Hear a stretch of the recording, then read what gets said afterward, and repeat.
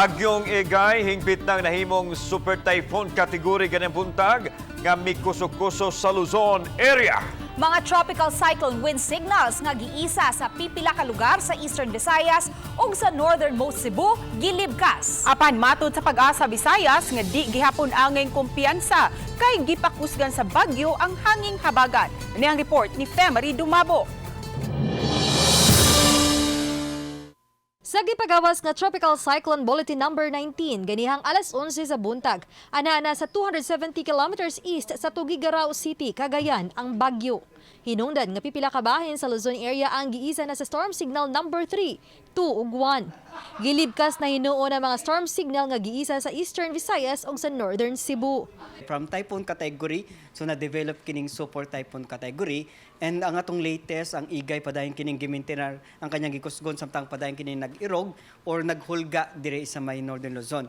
So expected na to gihapon na ang atong forecast to make landfall o magpaduol siya kaayo diha or very close dire sa may Babuyan Islands to northeastern mainland Cagayan karong gabi, late evening until sa ugma sa buntag. Lifted na ang tropical cyclone wind signal sa Visayas area. So kining bagyong Egay kusog kini so for typhoon category, padayon gining gi-enhance ang habagat or the southwest monsoon. Apan bisan kun way direktang epekto ang super typhoon Egay sa Kabisayan, matud ni Clareno nga di angay mo kumpiyansa kay mas gipakusgan sa bagyo ang hanging habagat. Nagdala kini og pagguguros sa hangin ug kabaloron sa kadagatan.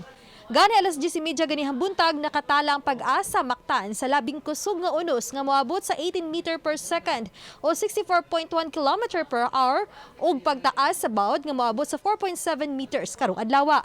Pasabot ni Clarino nga ang maong gikusgon og kabaloron susama sa gikusgon ubos sa storm signal number 1 kun aduna pay bagyo.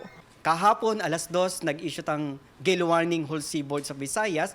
So, kini mga gagman sa sakyang pandagat, mga mananagat, so delikado na ayaw na lang mulawig, mga dagkong barko maging alerto sa dagkong balod because kining kusog na hanging habagat, magdalafsad kining baloron kaayo. Ang potential impacts nito is minimal to minor damage sa mga life and sa property. So, posible kining paguros na sinati nato, possible kining makatumba og kining mga punong kahoy. Dugang ni Clarino nga usahay makasinati ang Kabisayan ug hinay ngadto sa kasarangan nga pag-uwan. Gilantawan nga posibleng makasinati na og arang-arang nga panahon ugma og sa Huwebes. Gingong hingpit nga mogawas sa Philippine Area of Responsibility ang bagyong Egay karong Huwebes. Oba ni Marlon Melgazo, Femery Dumabok. Balitang Bisdak.